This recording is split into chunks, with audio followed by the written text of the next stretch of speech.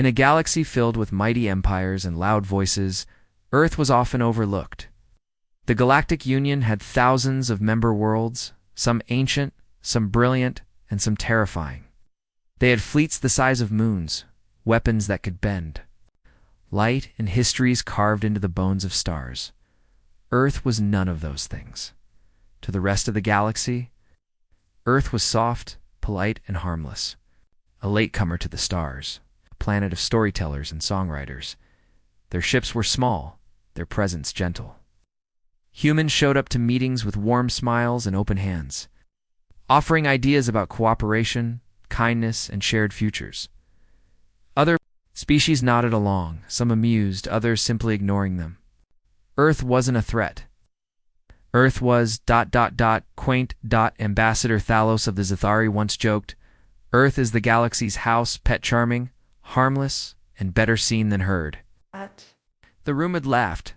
Even Earth's own delegate had smiled quietly, saying nothing, but Earth never argued. Earth just kept showing up, helping where it could, offering medicine, music, books, and peacekeeping volunteers. It was kind. It was calm. And it never demanded attention. But behind Earth's quietness, there was something else. Something deep. Something very old. Humanity had been through its own storms, wars, disasters, famine, and fear. They had climbed out of their darkest hours. With grit, hope, and cooperation. They had learned to build not just with metal, but with meaning. And even when the stars opened to them, they never forgot how it felt to be powerless. So, Earth prepared, not for conquest, not for revenge, but for that one day when someone else might need what Earth had quietly become. That day came sooner than anyone expected. It began as a flicker, strange signal near the edge of galactic space. Systems went dark. Communications dropped. Stations powered down. At first, everyone thought it was a glitch. Then the reports came. Dozens of systems were affected. No weapons, no invasion, just silence. The kind of silence that made strong empires feel small. Panic grew. The mighty powers held emergency meetings. They debated, blamed each other, tried to send probes and ships, but their tech failed within minutes of entry into the null zone. Nothing worked. No force could fight this storm. And while they argued, more systems went dark. Then from Earth, a message came, clear and direct. We are sending help. At first, no one took it seriously. What could Earth possibly do? They didn't have hyper-armored fleets or stormbreaker cannons. They had science ships, exploration cruisers, and medical vessels. But Earth's ships launched anyway. Dozens of them. Quiet and efficient. They didn't boast. They didn't threaten. They just moved forward into the storm where others had failed, and one by one, they began restoring light. It started with a station called Verelanine. Earth engineers manually reconnected power lines, bypassed corrupted circuits, and used solar backup systems. They worked with handheld tools. Old school systems, things considered outdated by most of the galaxy, but they worked. In the next few days, Earth's ships spread across the zone. They offered aid, restored heat, brought food and water, and repaired core systems using simple, shielded tech no longer used by most advanced worlds. But tech that didn't break down inside the storm, to those trapped in the darkness. Earth's ships looked like beacons of light, not just physically, but emotionally. The humans aboard didn't act like heroes. They didn't wait for praise, they just helped. One young virulent child whispered to her mother as the humans arrived, "They look like us, ... but they carry light in their hands." And that, perhaps, was the moment the galaxy began to see Earth differently. Not as harmless, but as something else. Something steady, thoughtful, and quietly powerful. Back on Earth, there were no celebrations, no flags raised. Just silent gratitude, and a promise to keep moving forward. Humanity hadn't changed overnight, but the galaxy had started to notice, and that, as it turned out, was only the beginning. The strange storm continued to spread across the stars, swallowing energy, disrupting systems, and freezing ships in space. It wasn't violent, but it was powerful.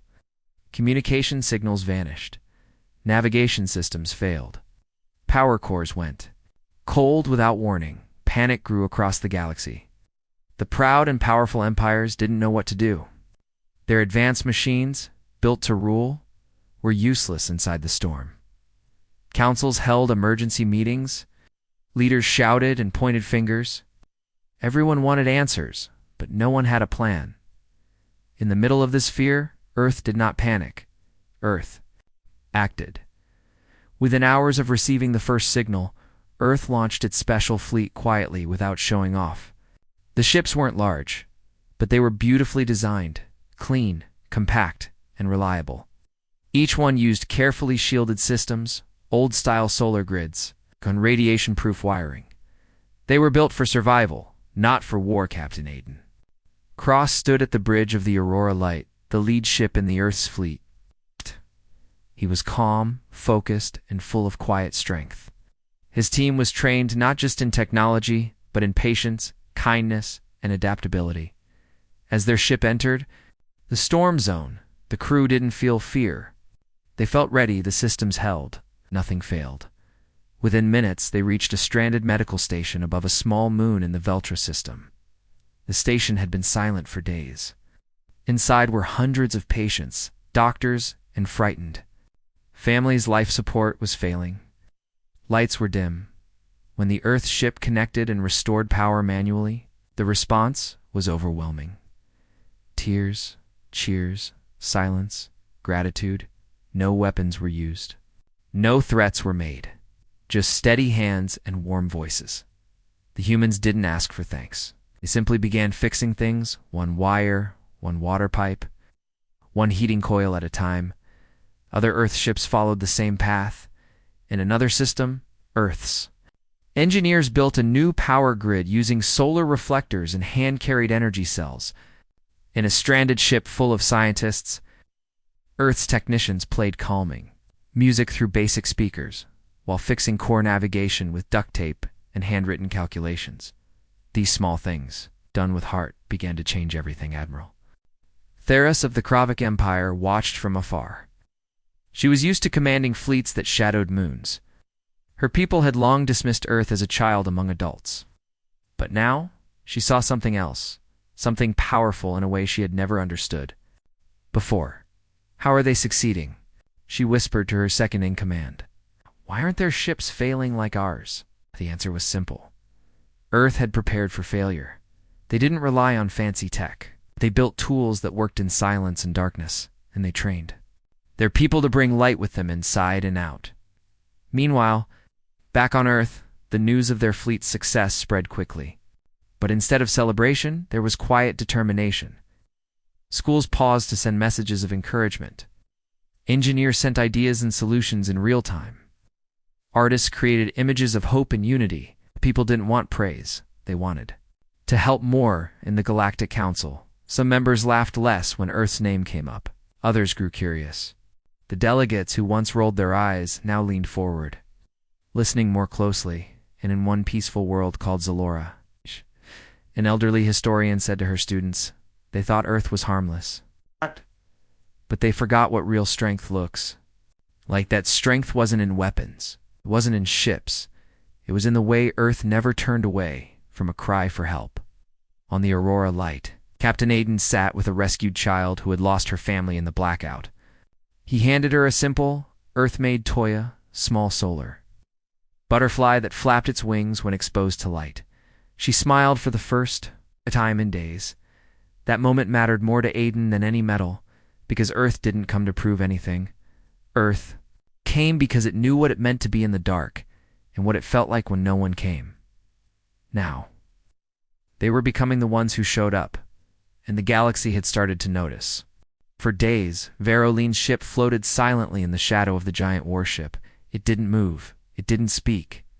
But something about it felt alive. It's like a sleeping giant that was slowly starting to open one eye inside his small vessel. Vero watched the readings with quiet awe. Every few hours, a new energy pulse came from the ancient ship's low, steady, growing stronger. It was no longer just waking up. It was preparing for something. High Command had sent more explorers to Sector OH, but none of them dared to get as close as Vero. He had made contact first. Now they waited for his reports, unsure of how to proceed then. On the fifth day, something changed. The lights on the ancient warship flickered to life not all at once, but in careful patterns. Blue lines lit up along its black hull, flowing like rivers of starlight. Symbols appeared across its surface, glowing softly. The ship made no sound, but Vero could feel it. A soft hum ran through his bones, like music he couldn't quite hear. Suddenly, the warship turned. Not much, just a small rotation, but it was clear. It was moving by its own will. Vero stared speechless. For the first time, the ancient warship wasn't drifting, it was awake.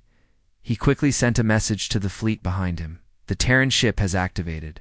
It is moving. Repeat, it is moving with purpose. The response from High Command was short. Maintain distance. Do not engage. But Vero couldn't pull away. He needed to understand. He activated his scanner again, sending out a soft signal when humans had used long ago. It wasn't a command. It was a greeting. The warship paused. Then, on Vero's screen, a message appeared. Not in Imperial language, not in any current code. It was in Old Terran English. Identity Sentinel-1, Darren, Protector Class, Status. Sleep cycle interrupted. Foreign entity detected. Scanning for Earth's origin. Vero's hand shook, could barely breathe. The ship thought he might be human, but he wasn't. He wasn't born on Earth. He had never seen it. He didn't even know where it was, and yet, he felt something inside him stir. He replied using the same ancient language, not of Earth, but seeking truth. There was silence. Then, slowly, another line appeared. Seekers of truth are friends of Earth. Vero's chest felt tight. He didn't know why, but the words touched something deep within him.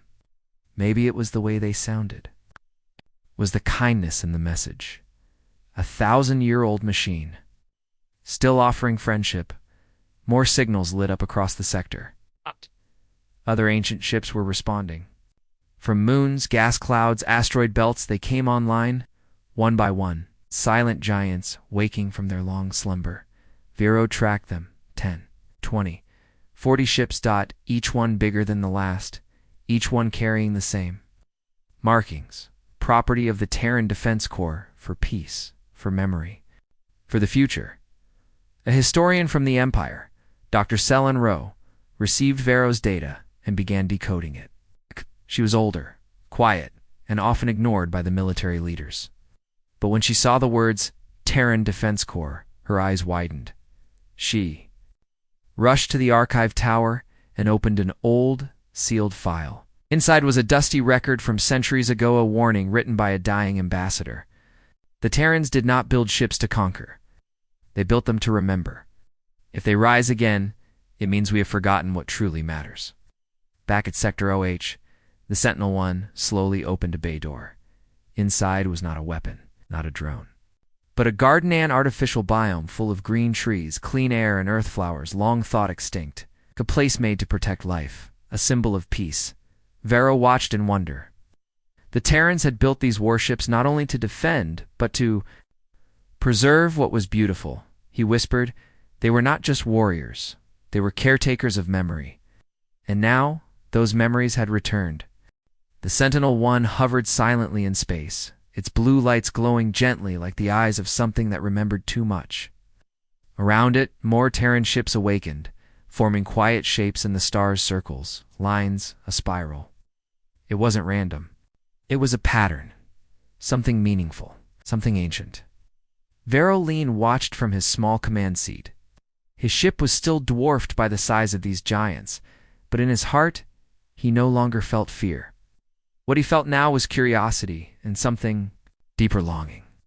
These ships didn't act like weapons. They acted like storytellers, carrying pieces of a forgotten world, as if hearing his thoughts. Sentinel-1 opened a channel again. This time, it wasn't text. It was light, a projection of images, sounds, and voices filling the space in front of him. Vero stared, wide-eyed, as the air around him shimmered. He saw a city tall, buildings with green rooftops, children laughing under an open sky, birds flying, a place called New Tokyo. He saw families in space stations, hands held tight during storms.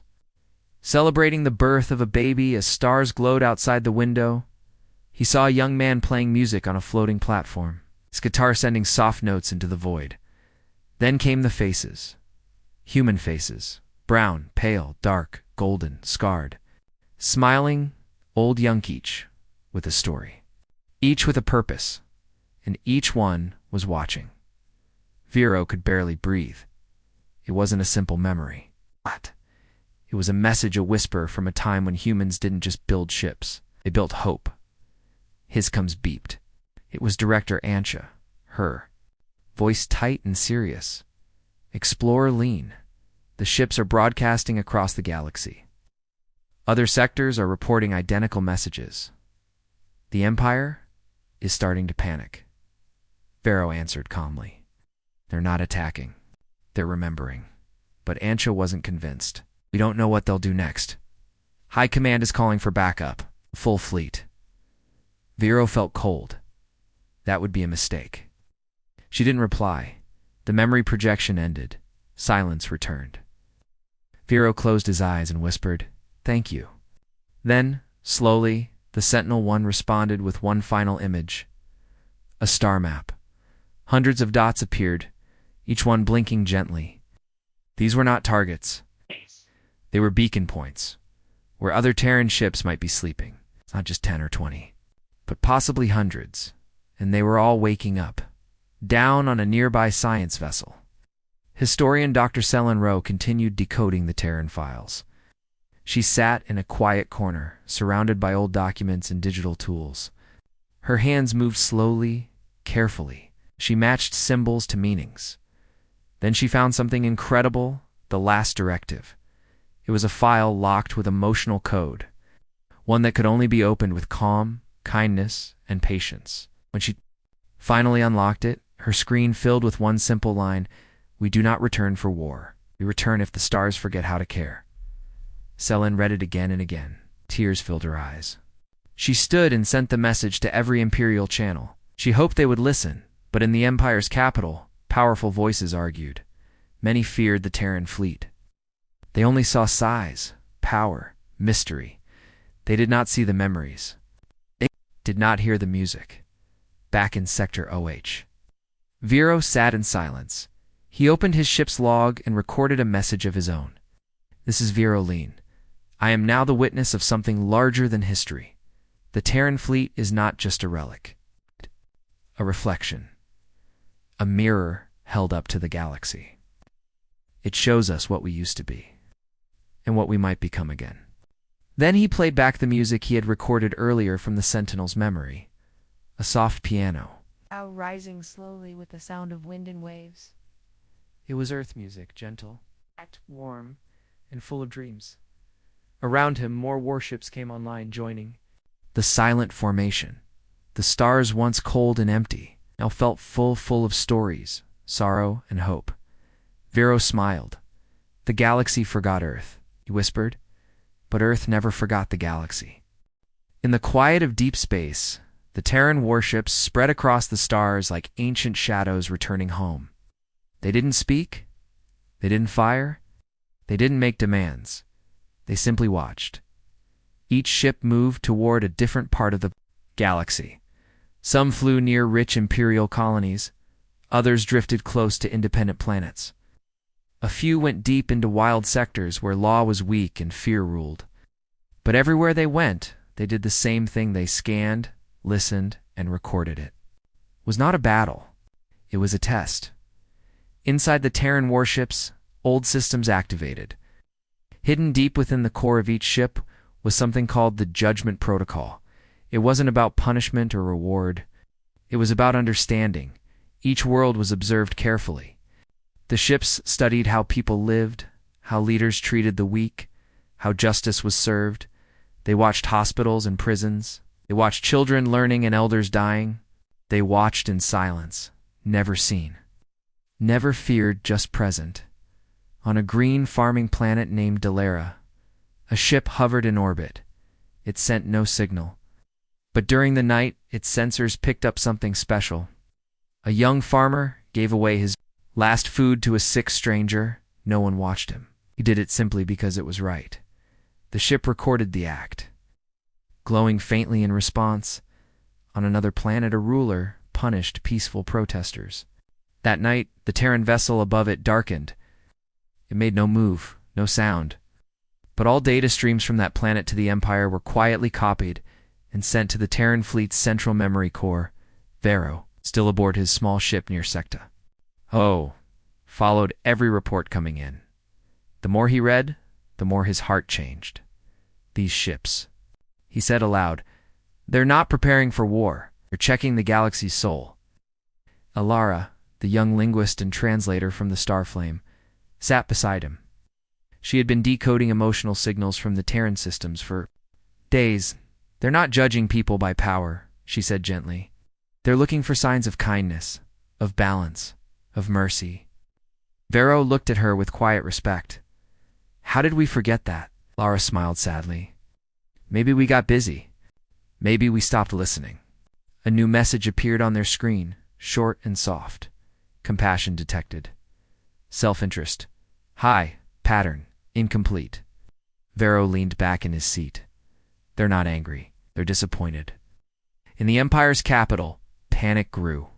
Some leaders wanted to attack. Some wanted to surrender. But the Terran ships did neither harm nor help. They simply watched, measured, and moved on. A few brave diplomats tried to communicate. They sent messages in every language they knew. They asked questions, offered gifts, even begged for peace. No answer came, until Alara tried something different. She played music not from now, but from Earth's old days. A simple melody from an old Terran violin. She broadcasted it through her ship's systems not as a demand, but as a gift. Then something beautiful happened. The nearest Terran ship began to respond with its own song, a mix of chimes and echoes that felt both ancient and alive. The music wrapped around Alara's ship like a warm breeze. Her eyes filled with tears. They heard us, she whispered. Vero smiled. They always could. We just forgot how to speak their language. Across the galaxy, the Terran ships began, sending back one shared signal. Every observer, every scientist, every citizen who saw it stopped what they were doing and listened. The message said, "We remember Earth. We remember why we left. Show us who you've become." It wasn't a threat. It was an invitation. That night, under the stars of a quiet moon, Vero stood outside his ship.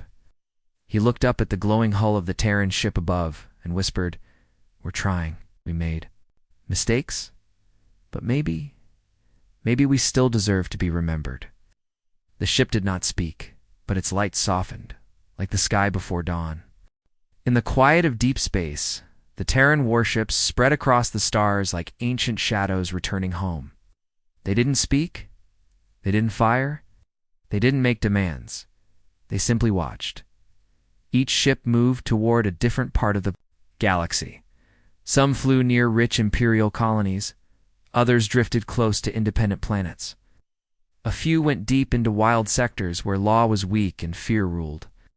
But everywhere they went, they did the same thing. They scanned, listened, and recorded it. It was not a battle. It was a test. Inside the Terran warships, old systems activated. Hidden deep within the core of each ship was something called the Judgment Protocol. It wasn't about punishment or reward. It was about understanding. Each world was observed carefully. The ships studied how people lived, how leaders treated the weak, how justice was served. They watched hospitals and prisons. They watched children learning and elders dying. They watched in silence, never seen. Never feared, just present. On a green farming planet named Dalera, a ship hovered in orbit. It sent no signal. But during the night, its sensors picked up something special. A young farmer gave away his last food to a sick stranger. No one watched him. He did it simply because it was right. The ship recorded the act. Glowing faintly in response, on another planet a ruler punished peaceful protesters. That night, the Terran vessel above it darkened. It made no move, no sound. But all data streams from that planet to the Empire were quietly copied and sent to the Terran fleet's central memory core, Vero, still aboard his small ship near Secta. Oh, followed every report coming in. The more he read, the more his heart changed. These ships, he said aloud, they're not preparing for war. They're checking the galaxy's soul. Alara, the young linguist and translator from the Starflame, sat beside him. She had been decoding emotional signals from the Terran systems for days. They're not judging people by power, she said gently. They're looking for signs of kindness, of balance, of mercy. Vero looked at her with quiet respect.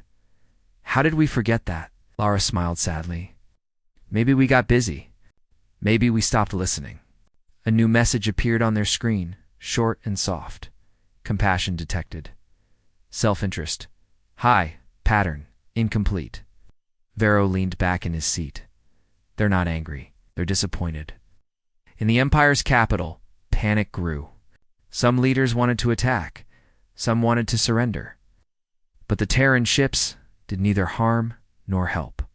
They simply watched, measured, and moved on. A few brave diplomats tried to communicate. They sent messages in every language they knew. They asked questions, offered gifts, even begged for peace. No answer came, until Alara tried something different. She played music not from now, but from Earth's old days. A simple melody from an old Terran violin. She broadcasted it through her ship's systems not as a demand, but as a gift. Then something beautiful happened. The nearest Terran ship began to respond with its own song, a mix of chimes and echoes that felt both ancient and alive. The music wrapped around Alara's ship like a warm breeze. Her eyes filled with tears. They heard us, she whispered. Vero smiled. They always could. We just forgot how to speak their language. Across the galaxy, the Terran ships began, sending back one shared signal. Every observer, every scientist, every citizen who saw it stopped what they were doing and listened. The message said, "We remember Earth. We remember why we left.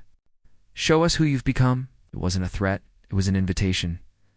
That night, under the stars of a quiet moon, Vero stood outside his ship.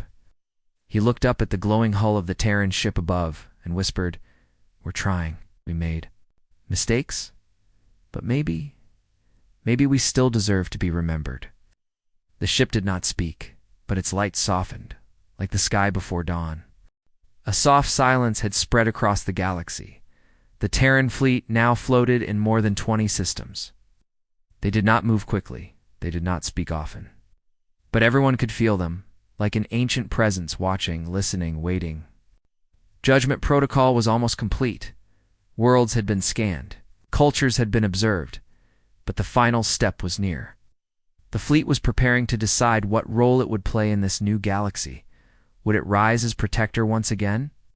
Would it remain silent and return to sleep? Or would it walk away forever? No one knew, but Alara believed she had one chance left to help them choose the right path. Inside the communications chamber of the Starflame, she stood quietly with Vero. The lights were low. A soft hum filled the room. Before them floated a glowing sphere, direct communication line to the central ship of the fleet. The TDS Ark of Memory. This ship had not yet moved.